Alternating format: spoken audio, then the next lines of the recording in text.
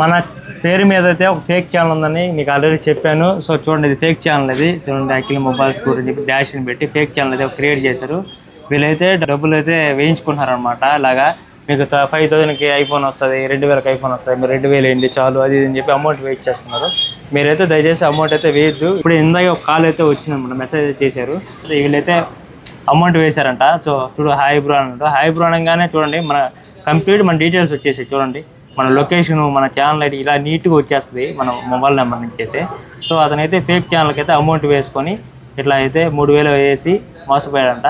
దయచేసి మీరు ఈ ఫేక్ ఛానల్ వాళ్ళకైతే డబ్బులు అయితే వేయకండి. రెండోది, అమౌంట్ ఎందుకు వేస్తారో మీరు అసలు అర్థం కావడం లేదు.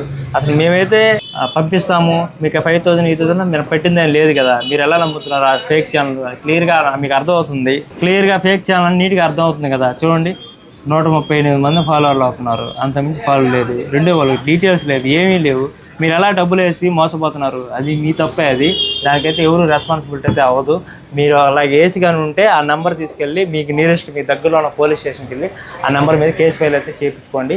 అండ్ సైబర్ క్రైమ్లో అయినా సరే ఒకసారి కంప్లైంట్ అయితే ఇవ్వండి. ఇంకోటి, మీరు పేమెంట్ వేసి ఉంటారు కదా, పేమెంట్ వేసినప్పుడు యూపీఐ ద్వారా వేసినా కానీ ఫోన్పే ద్వారా వేసినా కానీ అయితే వాళ్ళకైతే ఒక రిక్వెస్ట్ అనేది పెట్టండి. ఇలా ఫేక్ పేమెంట్ వేసాము, ఇలా మోసపోయాం అన్నట్టుగా దాని ఫేక్ పేమెంట్ కింద కన్వర్జేషన్ చేసి మీకు రీఫండ్ అయ్యే అవకాశాలు మ్యాక్సిమం ఉంటాయి. లేదంటే ఒకసారి బ్యాంక్కి వెళ్ళేసి మీరు అమౌంట్ ట్రాన్స్ఫర్ అయింది కాబట్టి ఒకసారి బ్యాంక్ వాళ్ళతో కూడా కన్సల్ట్ అయ్యి ఒకసారి మాట్లాడండి. సో మీరైతే ఇలా డబ్బులు వేసుకునేటప్పటికి మీరే బాధ్యులది, మాదైతే రెస్పాన్సిబిలిటీ కాదు. ఇప్పుడు వచ్చి మాకు మెసేజ్ పెడితే అదేదో ముందుగానే చెక్ చేసుకుంటే సరిపోతుంది కదా. ప్రొఫైల్స్ ఏం చూసుకోకుండా అమౌంట్ ఎందుకు వేశారు? అమౌంట్ అయితే వేసుకునేది మీరే బాధ్యులు అనమాట. చూడండి, ఫేక్ ఛానల్ అది, లొకేషన్ లేదు, ఏమీ లేదు. ఇలాంటి ఛానల్ మీరు ఎలా నమ్ముతారు? నాకు అర్థం కాలేదు. క్లియర్గా మా లొకేషన్, మా బయోపేజ్లో బయోడేటా మొత్తం ఇచ్చినాం మా ఛానల్లో.